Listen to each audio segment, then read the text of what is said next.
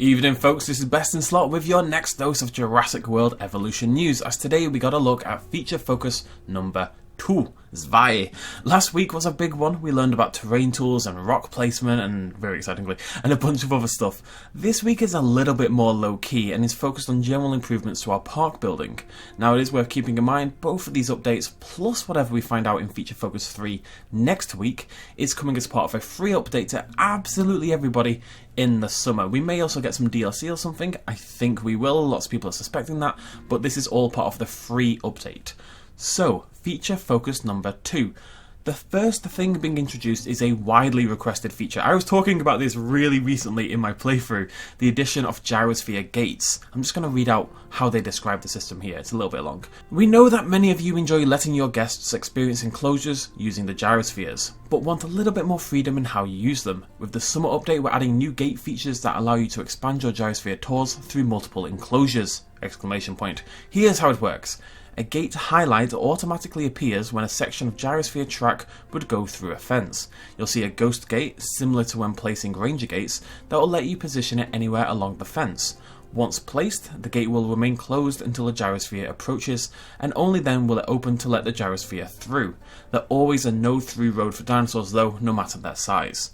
You can place as many gates as you need across as many enclosures as you want. If the track fits and the corners aren't too sharp, then the world is open to you. Your tour ambitions are no longer bound to just a single habitat. We're also including some new audio tour voiceovers to give your guests an even greater experience whilst viewing your dinosaurs. We've added more freedom to the camera whilst inside and hide the guests so you don't get those pesky fingers in the way of your view, perfect for capture mode. Finally, you can now also adjust the number of vehicles on the tour to help you tailor the experience to your own specifications. Specifications, if I learn to speak English. So, we will finally be able to let our gyrospheres go through gates properly. Now this was always technically sort of possible. If you drove the gyrosphere manually and went up to a fence gate, you could actually drive through it, but the actual tour, the path, wouldn't be able to go through the fences. I like that they didn't simply rig the existing fences as well so that this would work so the gyrospheres could pass through, and instead we're being given what is actually a pretty great looking custom design if you look at it. It really fits into the world really well, and I really want to see how it's going to apply to multiple different fence types as well. And yes, of course, this all happens as soon as I finish my custom gyrosphere only park. It would have been perfect. Anyway, the last paragraph of that, what I just read out a minute ago, may actually be more exciting to me in some ways. Yes, the gate is great news, it really is. But the added freedom to the camera is a genuinely huge improvement to the vehicles. At the moment, your neck movement when in the gyrosphere is incredibly limited. I was complaining about this like 2 weeks ago, I really was. You can't turn to the left or right fully. Your neck is, it's like the opposite of an owl, basically. You were low. Whoa, that's the opposite of an owl, right? It seems that it's going to be fixed, and that the guest fingers when they point in front of your face, because they realise the guests don't actually point at dinosaurs, they just kind of stick their finger in front of your face every now and again. It looks like that's going to be gone as well. Whether that's a toggle option, I don't know, but it sounds like it's just full on being removed, which, you know, I'm very much on board with. What I'm also very curious about, however, is how those audio voiceovers are going to work. It'd be pretty difficult to make them dynamically react to the dinosaurs near the gyrospheres, but maybe that's a possibility? Imagine it being like the Jeep tour in the original Jurassic Park, where the woman speaking the voiceover can point out the Dilophosaurus, can point out all the different dinosaurs on the left and right. She even say, if you look out to your left, you'll see an Edmontosaurus, and then give you some information about the Edmontosaurus. That's probably a little bit too optimistic, but it's hard to imagine what she'll talk about if she can't talk about specific dinosaurs that are on the tour, so maybe there's a way of looking at what exhibit you're currently in and what dinosaurs it contains and then talking about those dinosaurs. That wouldn't be too much of a stretch. Maybe what it'll be is maybe like a search radius around your gyrosphere. At the moment they have a viewing thing, so it wouldn't be that difficult to do, and it notes what dinosaurs are in that viewing range, and then she talks about those dinosaurs. Maybe that's the best possible option there? I don't know, I'm going to be very interested to see how that works. Moving on from the gyrosphere, we also have a small but vital update to challenge modes. As so. Challenge mode is fun for many players, and we're adding some additions to make it even better for you, such as random dig site profiles when starting a new game. This will give you an extra challenge when creating your parks, and mix it up a little so you can enjoy multiple different playthroughs! Now, This may not seem like a big deal initially, but what it does do is get us one step closer to having those randomized JPOG style playthroughs. The only thing really missing, there's a couple of things. One of them is random islands, which I don't think is that big a deal personally. All JPOG islands ended up looking pretty the same anyway. If you wanted to sit on Nublar and give yourself a weird island with loads of hills and rivers, you could do that as well. A random option would be nice, but it's not the end of the world. Unless it's added in the update though, the other thing missing is divergence in your unlock path. So basically, currently you begin with the same set of dinosaurs, and then you unlock the same set of dinosaurs at each star from 1 through to 5. So on the first level you get Monstrous, then you unlock Isla Muerta dinosaurs at 1 star, and so on and so on and so on, all the way up to Isla Sorna. In JPOG, instead what you did was you chose your dig sites you were given random dig sites at the start, and then you chose your dig sites manually from that point on, unlocking more at each star. So each playthrough, every single playthrough, could be entirely different. All you had to do is pick different dig sites at different points. Yes, it was always the same dinosaurs overall, but you could get T-Rex at 2 stars or you could get T-Rex at 5 stars. Same for every other dinosaur in the game. Random dig sites at the start in Jurassic World Evolution is definitely a big step in the right direction. You know, it's really going to make it more interesting. But we're going to have to wait and see how far that randomization goes. It does say additions plural, so we're expecting more than one randomization or more than one new facet to challenge mode.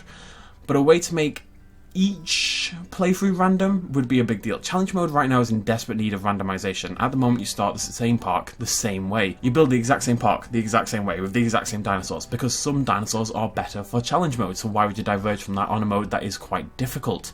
So some mutation type effects would bring a lot to what has become a little bit boring. We kind of figured out challenge mode, we've got it nailed, you know, why would you diverge from that basically? So the final part of this update, and bearing in mind this is one part of at least 3 parts of a bigger update, the final update concerns building placement and terrain management. As well as introducing a selection of new features and additions in our summer update, we'll also be including a number of bug fixes and tweaks thanks to your reports and feedback.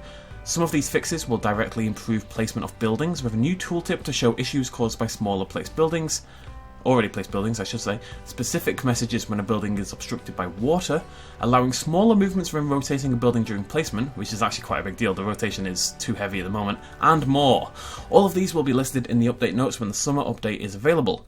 We've improved a whole bunch of general building stuff, but kept it to keep it high level and then add some of the following to highlight the management improvements we've added. So some of these management improvements are new hover tooltips improvements to help manage your park, staff and guest information added to shops, power consumption when in power mode, active slot information when hovering over hatcheries and research centres, and the Manage tab in shops and Dispense tab in feeders are now the default tabs you see, which definitely makes a lot of sense as well. So let's talk about the building placement first. Whilst this isn't a promise to fix what is currently the biggest problem with placing buildings, that is the fact that a tiny little hill or ditch or whatever in the terrain can stop you placing them, it's at least a step in the right direction. Being told exactly what is stopping your building placement rather than having to guess should make it a little bit easier to manage what is currently a pretty frustrating aspect of the game. This of course will couple well with the contour feature that was mentioned last week. We're going to be able to see the contours of our hills and stuff like that to see how tall certain parts are, and that should make it a little easier to get perfectly flat areas for our buildings. The new hover tooltips are less clear, but I assume based on what we've heard here that instead of having to click on a shop to see how many guests are currently using it or how many staff members you have and stuff like that, and therefore being able to know if you need more staff or being able to know if the shop is even doing anything, you'll be able to just hover over the shop and tell instantly. Likewise the hatcheries, likewise the power stations, just presenting their information with a little bit less clicking. This is really just a small but very nice quality of life improvement, but you need, in my opinion, that kind of groundwork of these kind of improvements to go along with the bigger upcoming features and to just improve the very base of the game itself.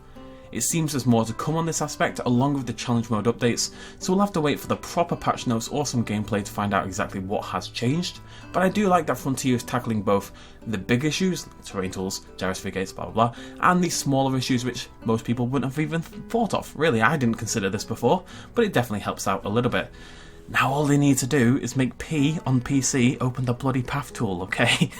I've been asking for months. There's no reason. If P doesn't do anything, make it open the path tool. Blah! That's it for week 2. Now let's not pretend otherwise, this obviously is not as exciting as week 1, but frankly I don't think anything could have been as exciting as week 1.